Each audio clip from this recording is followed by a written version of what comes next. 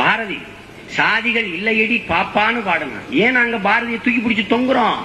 சாதிகள் இல்லையடி பாப்பான்னு பாடணும். முதல் பாப்பான் பாரதி மட்டும்தான். அதை நீங்க தெரிஞ்சுக்கிறோம். அவன் பெரும்பங்கு எடுத்தான், பெரும் போராட்டம் போராடினான். கனகலிங்கம்ங்கிற தாழ்த்தப்பட்ட தோழனுக்கு தன் பூநூலை கலட்டி போட்டு, இன்னையிலிருந்து நீ ஐயரு, நீ போ ஐயன்னு சொல்லு, உனக்கு யாரு பூநூல் போட்டாலும் பாரதி போட்டான்னு சொல்லுன்னு போனான். ஆனா என்ன நடந்தது? கனகலிங்க ஐயனானா இல்லையோ, பாரதி பறையனாகி போனான். அதான் உண்மை.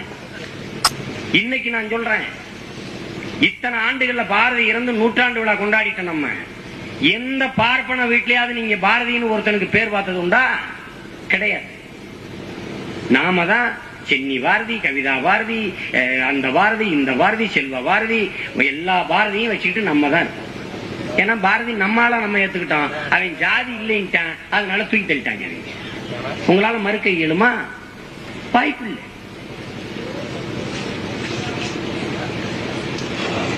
பல அறிஞர்கள், பல மேதைகள், பல்வேறு தலைவர்கள் இந்த மண்ணில் சாதியை ஒழிக்க போராடி போராடி நொந்து போனார். காரணம், நமக்குள்ள, நம்ம மனசுக்குள்ள, நம்ம இதயங்களுக்குள்ள, நம்ம மூளைக்குள்ள, நம்ம சிந்தனைக்குள்ள மாற்றம் ஏற்படாதனால. அதற்கு காரணம் பகுத்தறிவில்லை.